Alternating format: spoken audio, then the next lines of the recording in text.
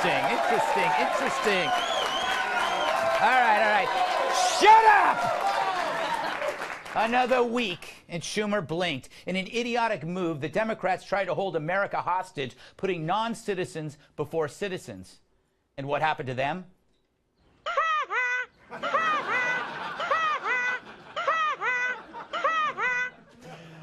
The government closed for 3 days. I've had cold sores that lasted longer.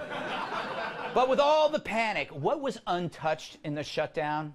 Food stamps, post office, law enforcement, the TSA, air traffic controllers, power grid maintenance, border patrol, CDC, Medicaid, Social Security checks, Medicare checks, Amtrak, veterans hospitals, thank God, EPA, federal courts. If that's a shutdown, I'm unattractive. Take that either way. Anyway, Trump was like, whatever, I'll be over here watching Fox and Friends in my tidy whities. And Schumer's like, crap, what did I get myself into? It's like when you start eating an entire chocolate chip cookie cake by yourself and didn't think it through. And now you're alone, half naked, crying in a closet covered in crumbs and whipped cream. That's Schumer.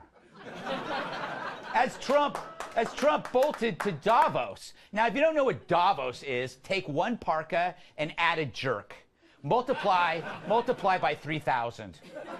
I was going to go, but I'm wanted in Switzerland for a crime involving a mountain hare. Some plan to protest. But why? Jealous, maybe? They're world leaders and billionaires. Trump's both. That's gotta hurt. Also, in America, you can't swing a Prius without hitting another bonus delivered to workers by their companies. He's winning. Yet even mountains hate Trump. Look at that. Look at this Swiss cliff. Shut up, you stupid pile of dirt. What have you invented? The Echo? Here's Trump telling Davos what's what. People are very happy with what we've done, not only on the tax bill, but also cutting of regulations.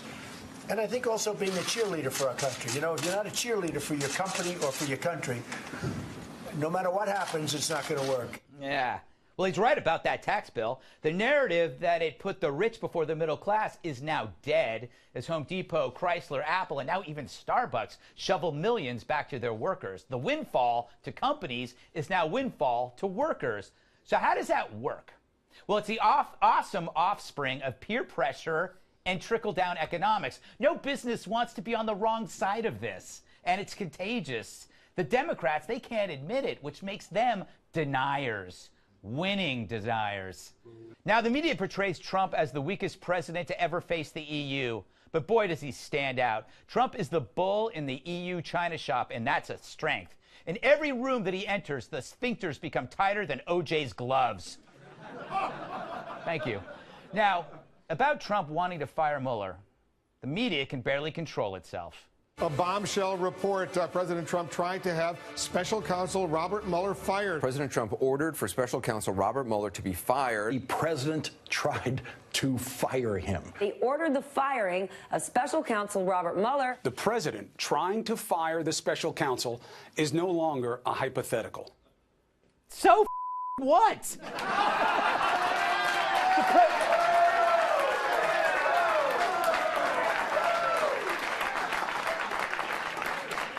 And I hate to swear, but I'm sorry. The press is acting like they stumbled onto a frozen woolly mammoth with Amelia Earhart in its mouth. How is this a scoop? Trump says he wants to fire someone? Wasn't that his calling card in his TV career? You're fired? He would fire God if he could. Trump talking about firing is like Snoop Dogg talking about pot. Sorry, Tyrus. And you expect this guy, a brash businessman from Queens, to sit back and do nothing? He's a human being pissed off that he's being jerked around in public. The media knows this, too. They set the cheese in the mousetrap, and Trump can't resist that cheese. That's how collusion leads to obstruction. And yet the media mocks the FBI story, full of missing texts now suddenly found. Did you notice, when it's Russia, the media and the Democrats sell it together? When it's the FBI, it's the media and the Dems mocking it. It's always 2 against 1. I'd call that bias, but what do I know? I hit my head on Monday. And I keep thinking about pancakes. National Pancake Day. A day for flipping flapjacks everywhere. You can flip flapjacks in Wichita Falls, Kansas. The power of pancake flipping, National Pancake Day. It's a real thing. You have a little bit of time to practice your flip. But in the meantime, if you want to warm up, you can watch Special Counsel Robert Mueller, who looks like he may be about to flip a new cooperating witness. All of that set up for that payoff. Please kill me.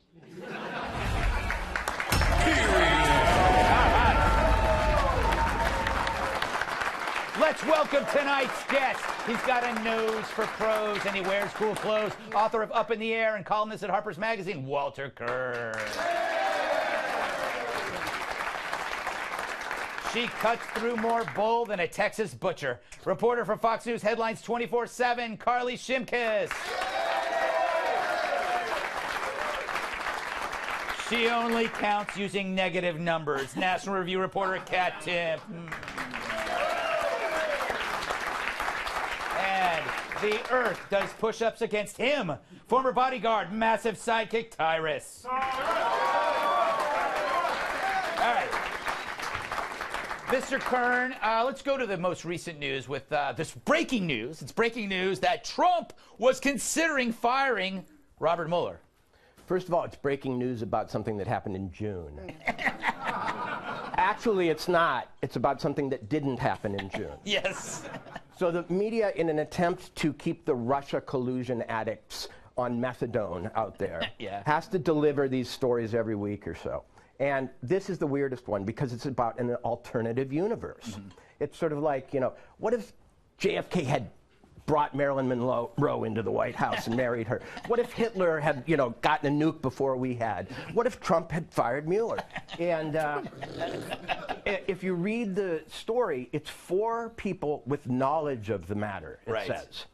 That means they weren't actually there. They know somebody who was. And the reason there are 4 was because 2 wouldn't be enough. Yes. So say he heard it from somebody who heard it from somebody, then the Times would need 7 people. Yes.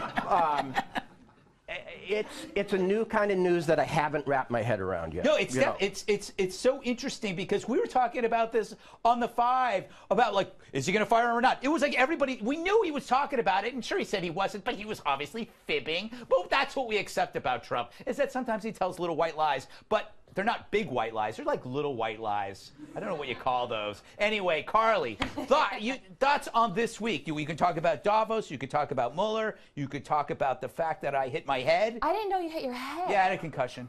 Yeah. Really? Yeah, walked You're into a already door. back? Yeah. But I'm here because I'm a warrior. That's good. Yes. You got to watch out for that CTE. That's a big deal. Yeah, it is true. Well, to talk about Mueller, I agree with something that you said in the monologue, is that it sounds like something that, sure, he may have said. He may have said in passing, yeah, man, you know, he's after me. I want to fire that guy. Yeah. But the big point is that he didn't do it. Yes. So there's really no story. End of discussion. He didn't do it. So I don't know why everybody's really up in arms over this thing.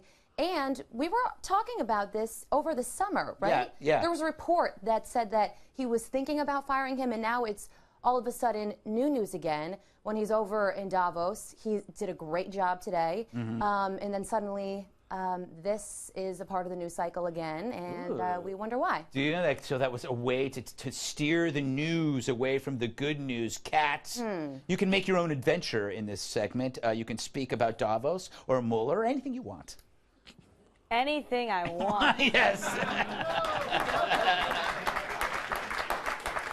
I shouldn't.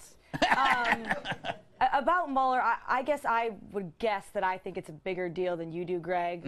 However, again, he didn't actually do it. Yes. And any good therapist would tell you that the way to happiness is you're supposed to live in the present. And I think that we should all try to live in the present. I think it would be really bad if he did actually fire him, which is probably why he didn't actually do it.